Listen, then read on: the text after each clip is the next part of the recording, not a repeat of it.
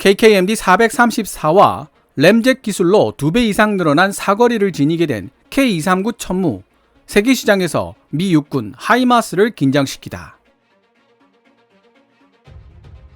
미국의 군사전문지 디펜스 뉴스는 2022년 6월 24일 대한민국이 개발한 다연장 로켓포 천무가 덕티드 램젯 추진 방식을 적용한 로켓탄을 개발 중이며 그 결과 사정거리가 비약적으로 늘어나게 될 것이라는 내용의 짧은 기사를 게재했습니다.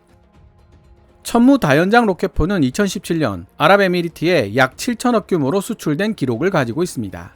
당시 미 육군이 사용하는 하이마스 다연장 로켓을 도입하여 예멘 내전에 참전하고 있던 아랍에미리트는 하이마스의 성능에 한계를 느끼고 있던 중이었습니다. 아니, 미 육군이 사용하고 있는 최첨단 다연장 로켓포이자 C-130 전술 수송기로도 공수가 가능한 하이마스 성능에 한계를 느꼈다고? 그래서 비밀리에 대한민국 천무를 도입했다고? 너무 국뽕스러운 이야기라고 생각하셨다면 당연한 반응일지도 모르겠습니다.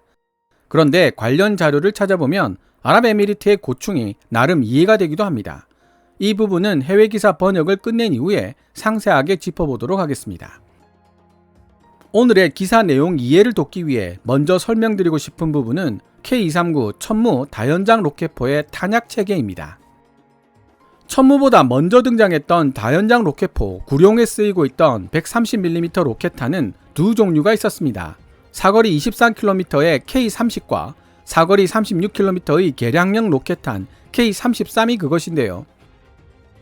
이들 중 개량형인 K33이 20발 한 포드로 천무에 탑재될 수 있습니다. 그리고 아직 제식 명칭은 정해지지 않은 사거리 80km의 239mm 유도 로켓탄이 있는데요. 오늘 해외 기사에서 언급되고 있는 로켓이 바로 이것입니다.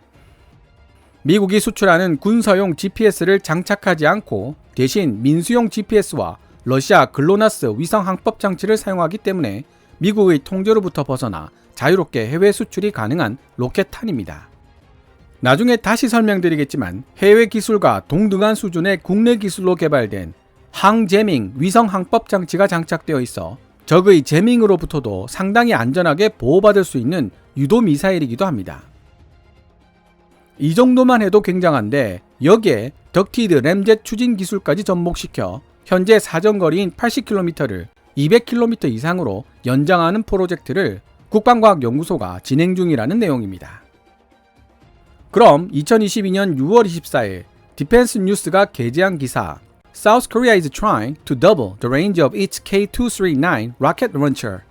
대한민국은 K239 다연장 로켓포의 사정거리를 2배로 늘리려고 노력 중이다. 를 번역해 보도록 하겠습니다. 기사 원문은 노란색 글자로 표시됩니다. 대한민국 당국은 K239 천무 다연장 로켓의 사정거리를 기존 80km에서 200km 이상으로 연장하기 위해 많은 노력을 기울여왔다는 사실을 밝혔다. 국방과학연구소는 지난달 한 세미나에서 진행 중인 연구개발 프로젝트를 발표했는데 이 프로젝트의 핵심은 천무 다연장 로켓의 탄약 체계에 덕티드 램젯 로켓 추진 기술을 적용하는 데 있다. 국방과학연구소는 K239 천무에 장전되는 로켓탄의 연소시간을 보다 더 길게 확장시키기 위해 공기 흡입구를 추가하는 방안을 고려하고 있다. 덕티드 램젯 추진 방식의 로켓은 외부에서 공기를 흡입한 뒤 가스 발생기에서 발생된 연료와 결합하여 연소시키고 그 결과 더 크고 강력한 추력과 긴 사정거리를 만들어낼 수 있게 된다. 유럽 MBDA가 만든 미티어 장거리 공대공 미사일이 바로 덕티드 램젯 추진 기술을 사용하는 로켓의 대표적인 예라고 할 수 있다. 연료가스의 흐름을 제어하는 밸브가 추가된 덕티드 램젯 추진 방식의 K239 천무 로켓탄은 연소 효율 또한 더욱 향상될 것이다. 대한민국이 80km대로 알려져 있던 K239 천무 로켓탄의 사정거리를 200km로 대폭 연장시키려 노력하는 배경에는 150에서 200km 떨어진 군사기지도 타격할 수 있는 것으로 알려진 북한의 대구경 방사포들에 대한 대응책을 마련하겠다는 의도가 숨어 있다. 현재 대한민국이 보유하고 있는 미사일 전력을 살펴보면 사거리 300에서 800km의 현무2 단거리 탄도미사일을 600발 이상, 사거리 500에서 1500km의 현무3 순항미사일을 400발 이상 보유하고 있다. 최근에는 잠수함 발사 탄도미사일 SLBM 현무 4-4를 개발하기도 했다. 그럼에도 불구하고 대한민국 육군은 북한의 군사 목표물을 타격할 수 있는 이동식 발사대가 부족해서 비상시 이렇게 강력한 미사일 전력을 제대로 활용하기 어렵다는 문제에 봉착해 있다. 국방과학연구소는 지금보다 훨씬 더 연장된 사거리를 지니게 된 K239 천무의 등장이 육군이 고민하고 있는 미사일 전력의 운용상 어려움을 어느 정도 덜어줄 것으로 기대하고 있다.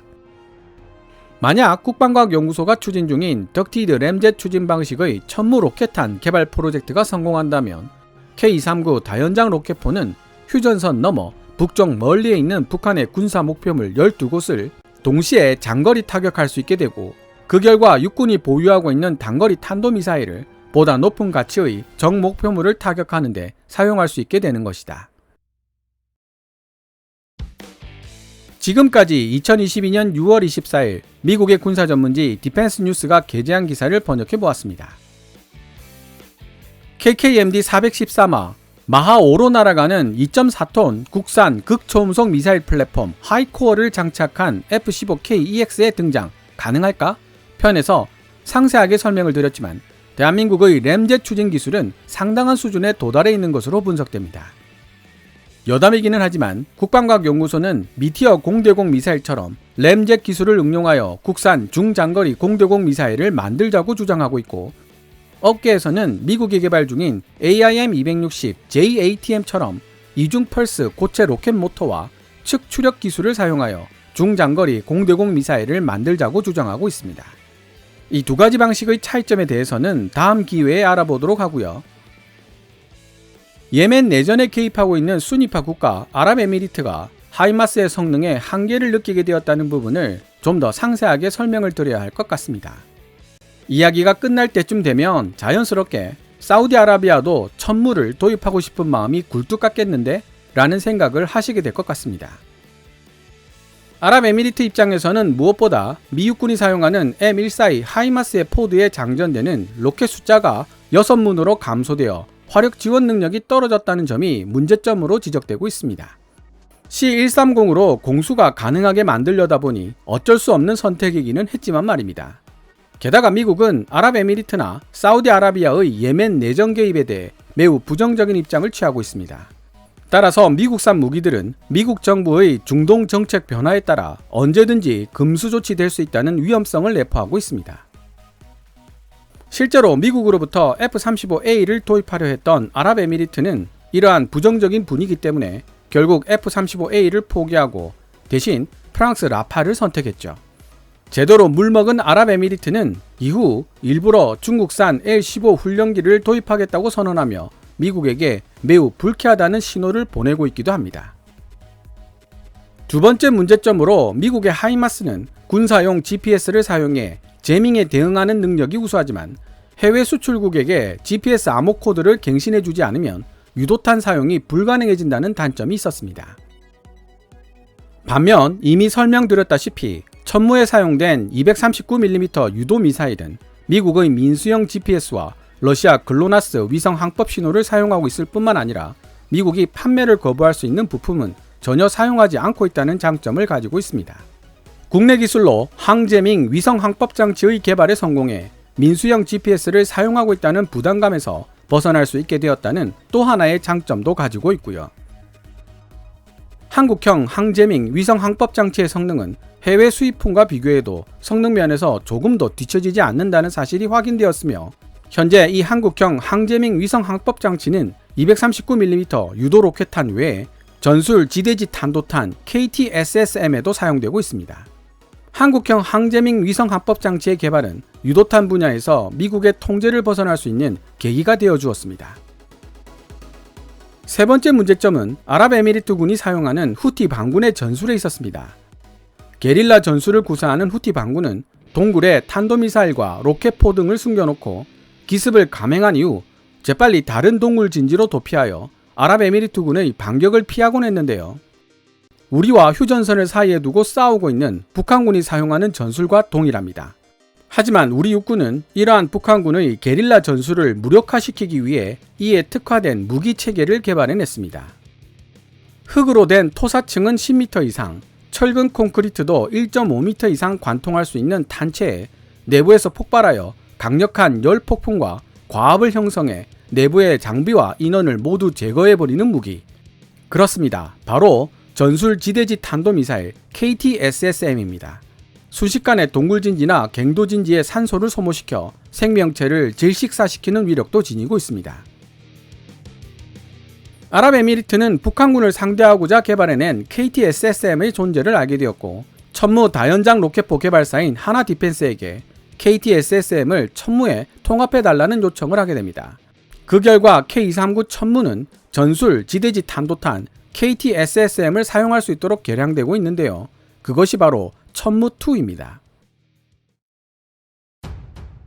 아랍에미리트와 함께 예멘 내전에 참전하고 있는 수니파 맹주 사우디아라비아는 강력한 지하 간통력을 가진 스톰 섀도우 공대지 미사일로 동굴 진지에 숨어있는 후티 반군에 대응을 했습니다.